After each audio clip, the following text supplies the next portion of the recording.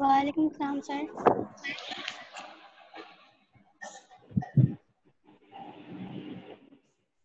Please किसी ऐसी जगह पे बैठे जहाँ पे शोर ना हो। आप लोगों के माइक से बहुत शोर की आवाज आ रही है। अच्छा जी,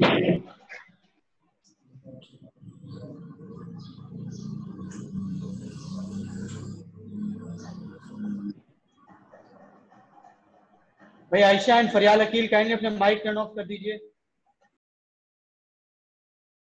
अच्छा जी, आप देख सकते हैं कि आपके सामने जो मैंने स्क्रीन शेयर की है ये वर्ड्स मीनिंग है आपके second chapter the ant and the Dove के। ये वर्ड्स मीनिंग का स्क्रीनशॉट ले लें और अपने पास बल्कि लिख लें तो अभी बेहतर है।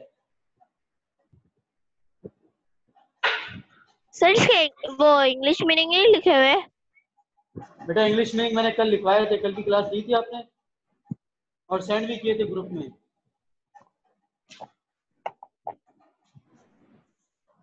कल की क्लास ली थी आपने फरियाल अकील?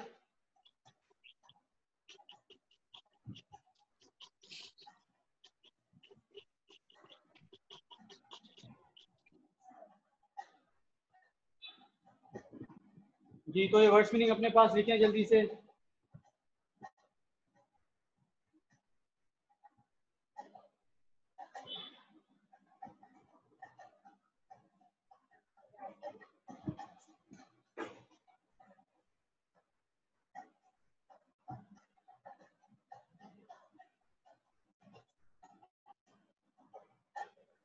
सर लिख ली। लिख ली। Okay, very good.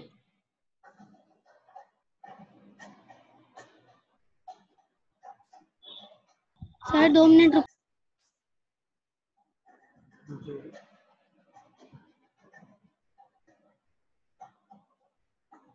Sir complete कर लिया।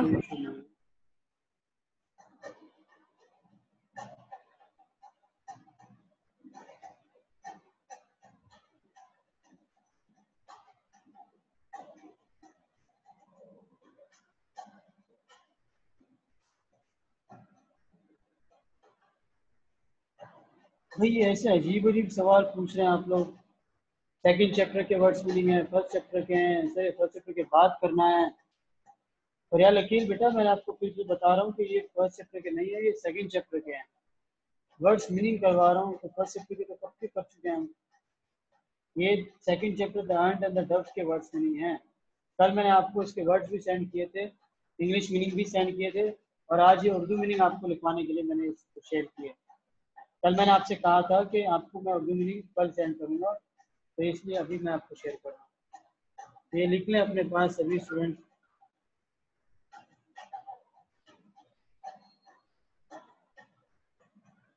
अच्छा जी, ये लिखने के बाद आपने क्या करना है कि सबसे पहले आपने 5 मिनट्स तक अपनी जो बुक का जो चैप्टर है स्पेशल पीपल, उसकी आपने रीडिंग करनी है। रीडिंग में क्या करना है आपने, देखिए स्पेशल पीपल आपने ओपन किया तो आपने मैं आपको कहूँगा कि आपने पैराग्राफ लिखना है हेलन केलर के बारे में और विल्मा रदौफ के बारे में। तो उस पैराग्राफ हेलन केलर के बारे में लिखना है। अब वो बारे में किस तरह लिखते हैं, लाइक जैसे कि आप ऐसे लिखते हो किसी पर्सनैलिटी पे, कायद आजम के बारे में आप ऐसे लिखते हो, तो इसी तरह आप हेलन केलर के बारे में भी एक पैराग्राफ की सूरत में इंफॉर्मेशन लिखोगे। क्या लिखोगे कि हेलन केलर कहाँ पैदा हुई, वो क्या उनकी बीमारी उनको थी, उन्होंने क्या हासिल किया ज़िंदगी में, ये सब हेलन केलर के बारे में एक पैराग्राफ की सूरत में आपने लिखना है। और इसके बाद विल्मा रडोल्फ आपके पास, विल्मा रडोल्फ के बारे में भी आपने लिखना है पैराग्राफ की सूरत में। फिर आपने मुझे ये काम करके दिखाना है अभी के अभी। तो पहले सभी स्टूडेंट्स इसकी रीडिंग करें अच्छे से और इसके बाद ये लिखना शुरू करें। Right a paragraph about Helen Keller and Wilma Rudolf.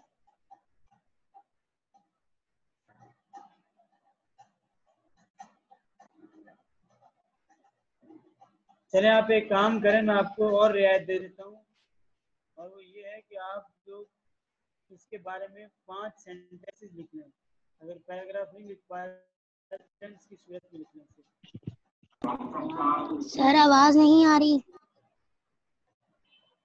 जिसको भी आवाज नहीं आ रही तो उसका कनेक्शन प्रॉब्लम है। अगर बाकी सबको आवाज नहीं आ रही तो प्लीज मुझे इन्फॉर्म करें। क्या सभी को मेरी आवाज नहीं आ रही? सर आवाज नहीं आ रही आपकी। सर आवाज नहीं आ रही आपकी।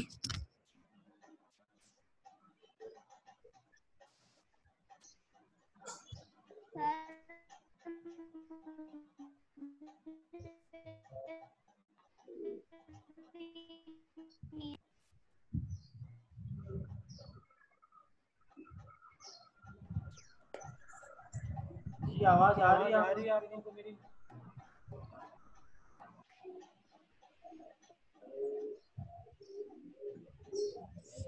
आपने पैराग्राफ लिखना है। एलन केलर और रोनाल्ड रॉस के बारे में।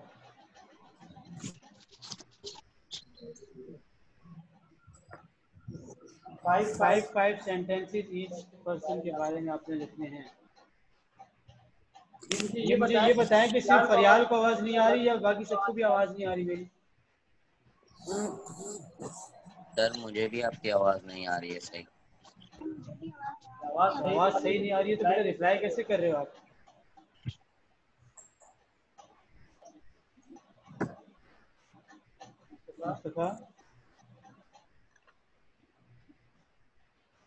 सर बीच बीच में आपकी आवाज कम हो जाती है, फिर से लो हो जाती है।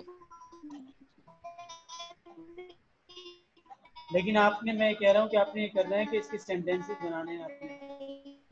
5 सेंटेंसेस जल्दी से लिखें इसके बारे में। क्वेश्चन आपके सामने है।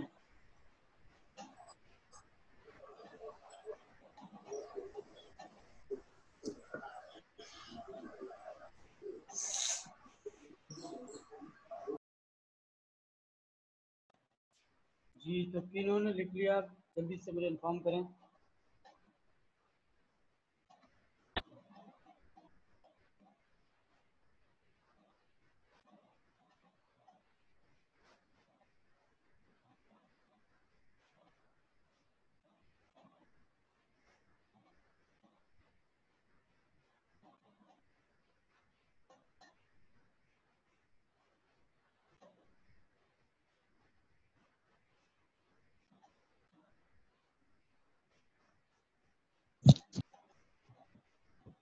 जी स्टूडेंट्स, तो किसने किसने लिख लिया?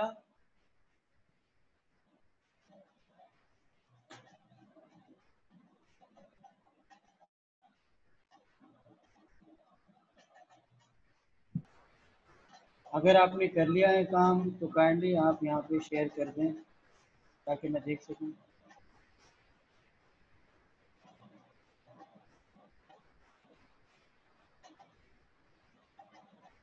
सामने शायद आपकी वीडियो क्वालिटी सही नहीं है तो इसको सही से नजर नहीं आ रहा।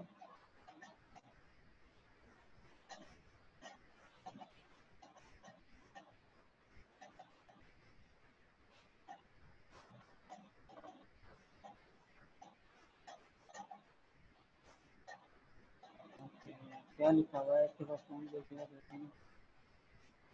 पहला वर्ड क्या है? Helen Keller was born. ठीक है। She was beautiful very. ठीक है। She was 19 months old। ठीक है। शी एलन एंड अच्छा जी, तो आवाज नहीं आ रही। कौन है? ये कौन है जिन्होंने अभी स्क्रीन शेयर की हुई है? सामिया शायद आप हो? Yes sir. तो सामिया शायद आपने पहला सेंटेंस सही बनाया है, दूसरा भी आपका सही है, थर्ड सेंटेंस भी आपका सही है, फोर्थ वाला जो सेंटेंस है ना वो सही नहीं है बेटा, क्योंकि इसमें हमने जो क्या करना है कि एक शख्स के बारे में लिखना है। तो ये जो उसके साथ जो वाकये हुए हैं ना, जैसे कि ये तो एक आम सा वाकया है कि she Helen and hand under the water and on the other hand she smelled the word water, ये नहीं लिखना था आपने। आपने मतलब उसके बारे में बेसिक इन्फॉर्मेशन लिखनी है कि वो कहाँ पैदा हुई, वो कैसी थी, कैसी दिखती थी, आपने ये चीज़ें लिखनी है उनके बारे में। ठीक है जी। आपने 5 पॉइंट भी अच्छा बनाया है, सिर्फ जो नंबर 4 है ना आपने वो सही नहीं बनाया। बाकी सर सारे देखो आपने पैराग्राफ के अच्छे थ्रू बनाए। लिख सकते हैं। जी पैराग्राफ की सूरत में भी लिख सकते हो। ओके मगर सर। ये याद रखा जाए कि उस शख्स के बारे में इंफॉर्मेशन लिखनी है। जैसे कि तो आप उसमें ऐसे में क्या लिखते हो कि आप उस शख्स के बारे में डिटेल्स लिखते हो कि उसने क्या किया, वो क्या करता था, ये सारी चीज़ें, कहाँ पैदा हुए, ये लिखते हो इस तरह। Okay, Helen Keller was in America. America के एक कैपिटल बनाया बेटा, जो भी है जिन्होंने स्क्रीन शेयर की है। अच्छा जी, the illness had left the legal ban in the school sent performance.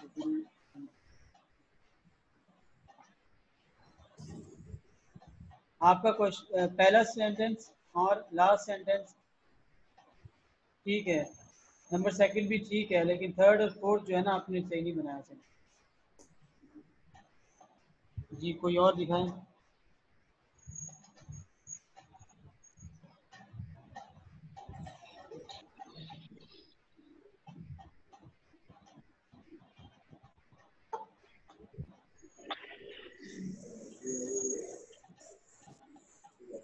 कोई और स्टूडेंट भी स्क्रीन शेयर कर दें भाई।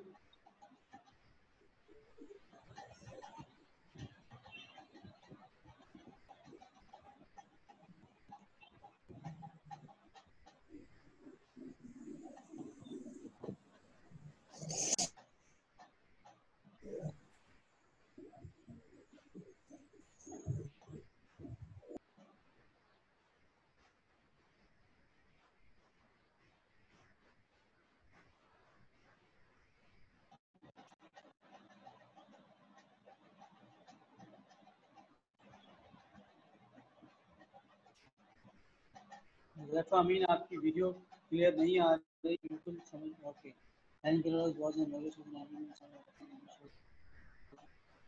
ओके बेहतरीन। मुजफ्फर अमीन आपने अच्छा बनाया, बहुत अच्छा लिखा है आपने, थैंक यू। इसके अलावा भाई और कौन रह गया? सालिहा, सदाकत, सुफियान, आप क्यों नहीं कर रहे हो भाई?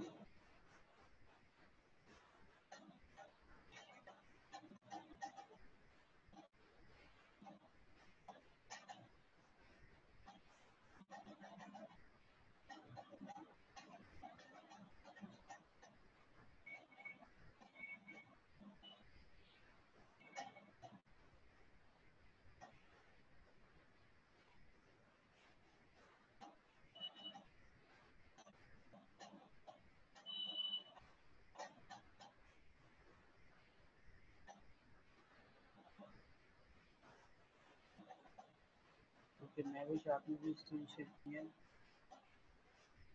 लेकिन आपकी screen okay was born 140 years, क्या लिखा है आपने?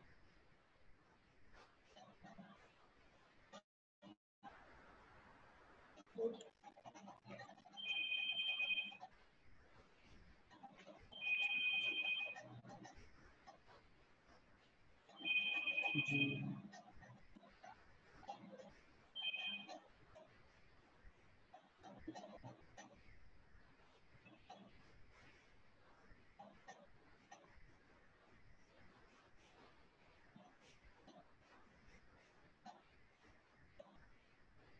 ओके ओके,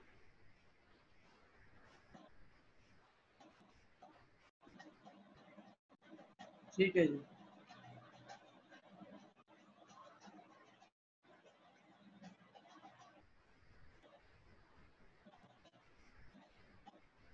सर सही है। जी जी सही है।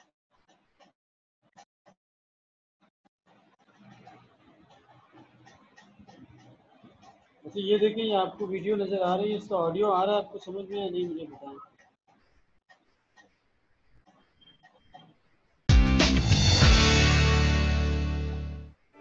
Helen Keller is known around the world as a symbol of courage in the face of overwhelming odds.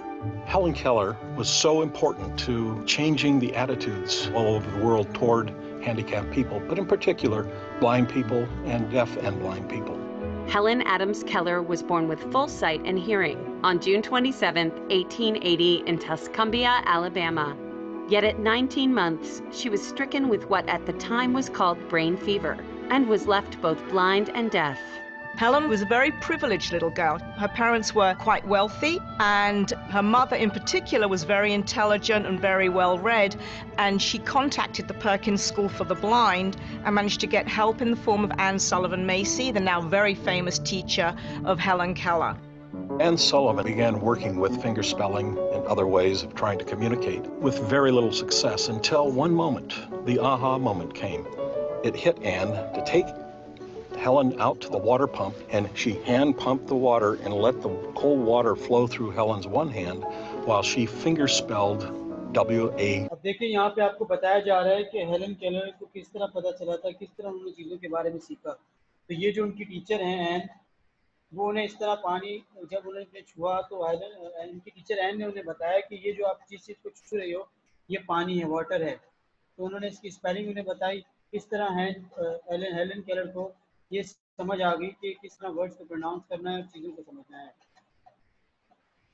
T-E-R in the other hand. Everything just came together for Helen and for Anne, and all of a sudden the behavioral problems disappeared and they started finger spelling, and they managed to develop 30 different new words by the end of that first day, and they were on their way. By age 10, Helen Keller had mastered Braille as well as the manual alphabet. She also learned to use a typewriter.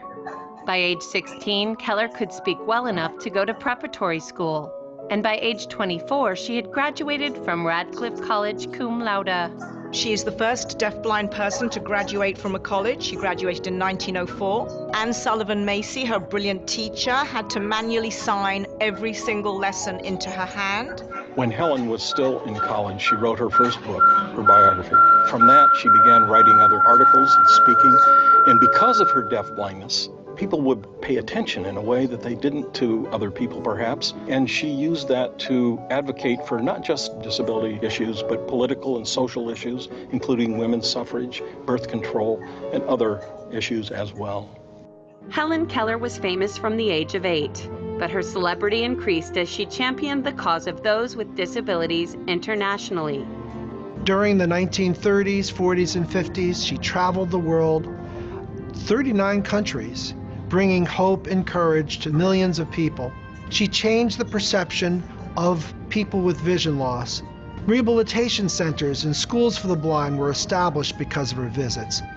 In the late 50s and early 60s, Helen's life story was brought to the masses with The Miracle Worker, first as a TV movie, then a Broadway show, and finally an Oscar-winning movie. She knew everybody from Alexander Graham Bell to Lyndon B. Johnson. And she was brilliant at leveraging all the people that she knew for help to change the lives of those with vision loss. Helen Keller lobbied on behalf of the American Federation for the Blind for 44 years. She died in her sleep on June 1st, 1968, just weeks away from her 88th birthday. Helen Keller will be remembered for really transforming the view of the blind and others with disabilities. Prior to her life, people with disabilities were seen as people who did not deserve to live full lives. And Helen Keller's activism, her life story, really challenged the stereotype and said that people with disabilities can live a full and complete life.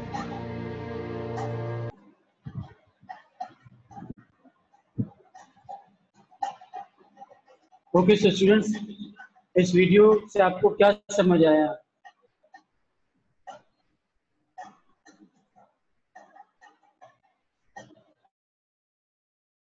Mustafa, आप बताएं, आपको क्या समझ आया?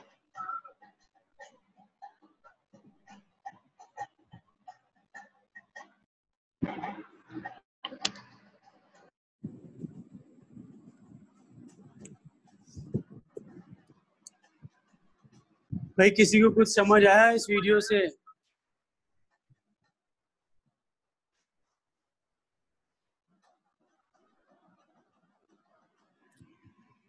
Basically ये video दिखाने का मकसद ये था कि आपको हेलन केलर के बारे में पता चले कि हेलन केलर किस तरह दिखती है, क्या है, उन्होंने क्या क्या अपनी ज़िंदगी में काम किया। सिर्फ उन्होंने बीए की डिग्री हासिल नहीं की, इसके अलावा उन्होंने कई ब्लाइंड और डेफ के लिए स्कूल भी बनाए, ऐसे लोगों के लिए जो देख नहीं सकते, बोल नहीं सकते, सुन नहीं सकते, उन लोगों के लिए। हेलन केलर ने ये प्रूफ किया कि अगर इंसान के पास आंखें ना भी हो, अगर वो सुन ना सकता हो, देख ना सकता हो, फिर भी वो बहुत कुछ कर सकता है। तो उन्होंने एक मोटिवेशन सेट की, हमारे लिए एक लेवल सेट किया है कि हमारे पास हाथ पैर हर चीज़ सही सलामत है, और इसके बावजूद भी हम वो काम नहीं कर सकते जो हेलन केलर ने कर दिखाया। हेलन केलर ने हिम्मत नहीं हारी, उन्होंने पढ़ा लिखा और इस मुकाम पर पहुंची कि कई लोग आज बल्कि पूरी दुनिया उन्हें जानती है, और इवन उन पे बुक्स लिखी गई हैं, उनके बारे में स्टोरीज लिखी गई हैं, मूवीज़ भी उनके बारे में बनी हैं। इस डॉक्यूमेंट्री में आपको यही बताया गया था। और उनके बाद जब उन्होंने काफ़ी सारे स्कूल्स वगैरह विजिट किए, तो ब्लाइंड और डेफ के लिए भी काफ़ी सारे स्कूल बनाए गए सिर्फ उनकी याद में। तो एक नाबीना शख्स और एक ऐसा शख्स जो बोल भी नहीं सकता, अगर वो इतना कुछ चेंज कर सकता है, तो ये सोचे कि हम सब जो सही सलामत हैं क्या कुछ नहीं कर सकते। बस ज़रूरत है तो सब्र की और हिम्मत की, वरना हम हर चीज़ कर सकते हैं। Page number 2 exercise A, write whether the following sentences are true और फॉल्स। ये तो ट्रू और फॉल्स आपको मालूम है, इजी है, ये आपने चैप्टर रीड करना है और गौर से पढ़ना है, देखना है और ट्रू फॉल्स करके आपने लिख देना है। इसके बाद exercise B, about the following words meaning the passage. इन पैसेज में आपने देखना है कि मतलब ये जो वर्ड्स लिखे हुए हैं इनका असल मतलब क्या है। अब जैसे रिस्पॉन्ड है, तो रिस्पॉन्ड का क्या मतलब है कि जवाब देना किसी चीज़ का। तो यहाँ पे क्राई है, लर्न है और आंसर भी है, इसमें से जो सही है आपको लगे आपने वो उस पर निशान लगाना है। इसके बाद टेंट्रम है, आपने पढ़ा था टेरिबल टेंट्रम्स हेलन को आया करते थे। तो टेंट्रम क्या चीज़ है? डिस्प्ले ऑफ एंगर, गुस्से का इजहार है, खुशी है या फिर एक म्यूजिकल इंस्ट्रूमेंट है। इसके बाद प्यूपिल है, प्यूपिल क्या चीज़ है इसमें? स्टूडेंट है, पार्ट ऑफ आई है, स्मॉल इंसेक्ट है। प्यूपिल एक तालिब इल्म को कहा गया है या फिर एक आंख का हिस्सा कहा गया है या फिर एक छोटे से कीड़े को? ऑब्वियसली एक स्टूडेंट को ही कहा गया है। तो रिवील्ड है, इसके बाद रिवील्ड क्या चीज़ होती है कि कोई भी चीज़ जाहिर कर देना। पहला है हेड, दूसरा है टुक और मेड नॉन। मेड नॉन मतलब जाहिर कर देना, तो इसका भी आपने सर्कल करना है जो आपको आंसर सही लगे। इसके बाद क्वेश्चन आंसर है, विल्मा रडोल्फ का चैप्टर है। विल्मा रडोल्फ का जो चैप्टर है उसके बाद आपने देखें आपके पास है put the sentences in order to summarise Wilma's life. अच्छा, इसमें क्या करना है सेंटेंसेस में आपने कि विल्मा की लाइफ के बारे में जो इन्होंने बताया है वो आपने तरतीब से लिखना है। जैसे कि पहले उन्होंने बताया कि विल्मा जब पैदा हुई तो उनका वजन 4 पाउंड था, तो लास्ट में जो सेंटेंस है उसके आगे आपने 1 लिखना है, क्योंकि वो पहला सेंटेंस है पैसेज के हिसाब से। तो ये बताया गया कि जो सेंटेंस पहले नंबर पे आ रहा है, जो दूसरे नंबर पे आ रहा है, वो आपने देख के रीड करके लिखना है। इसके बाद नेक्स्ट पेज पे देखें, एक्सरसाइज एफ है, match the words in column 1 to their column 2। इसमें आपने मैच द वर्ड्स करने हैं। जैसे नमूनिया है, तो नमूनिया क्या चीज़ है? बहादुरी है, इंजर्ड है, इंजरी है, जख्म है, मेडिकल केयर है, रेसिस है, क्या है नमूनिया? या फिर a serious illness affecting the lungs, एक ऐसी बीमारी जो लंग्स को इफेक्ट कर रही है। नमूनिया क्या चीज़ है आपने ये बताना है इसके अंदर, ठीक है? इसी तरह इनकार करना, ये क्या चीज़ है ये भी आपने बताना है इसके अंदर। तो ये आपकी एक्सरसाइज एफ भी कंप्लीट हो गई।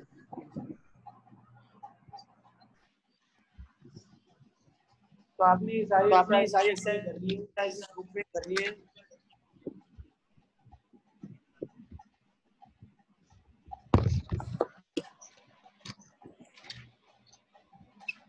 सर सेकंड चैप्टर के सवाल याद नहीं मिल रहे। क्यों नहीं लिखे बेटा? क्यों नहीं लिखे बेटा?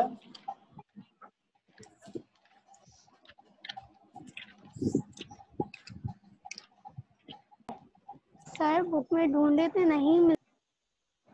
अच्छा देखें, बहुत इजी है इसके सवालात। पहले आप देखें, पहला क्वेश्चन है आपके पास, how were the ants busy? Ants किस तरह मसरूफ थी? अच्छा, यहाँ पे सेकंड पैराग्राफ में आपके पास है they had found some biscuits.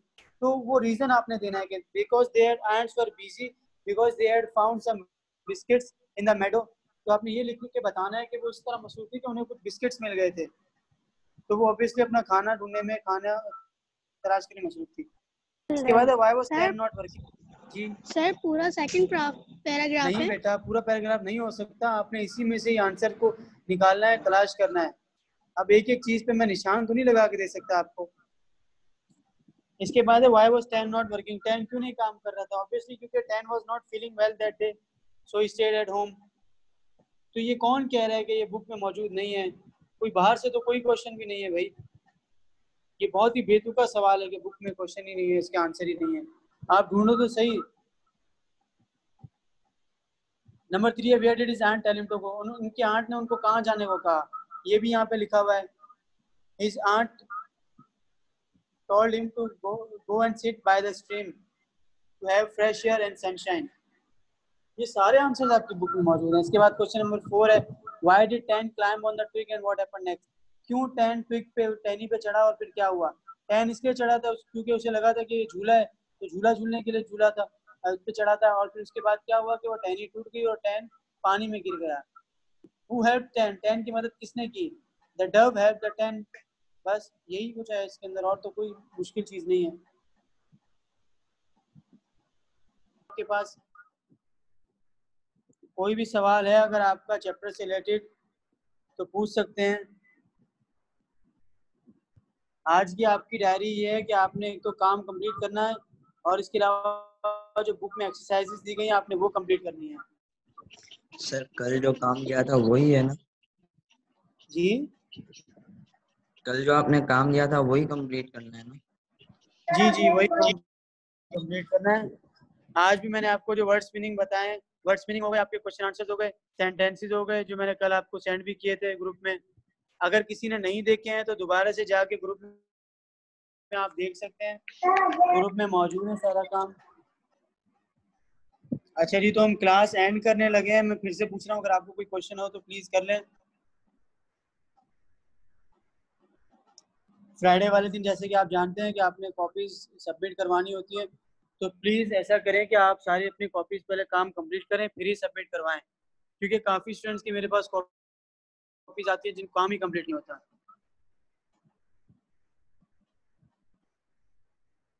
चलें, thank you for your time, अपना ख्याल रखिएगा, पढ़ते रहें, खुदा हाफिज।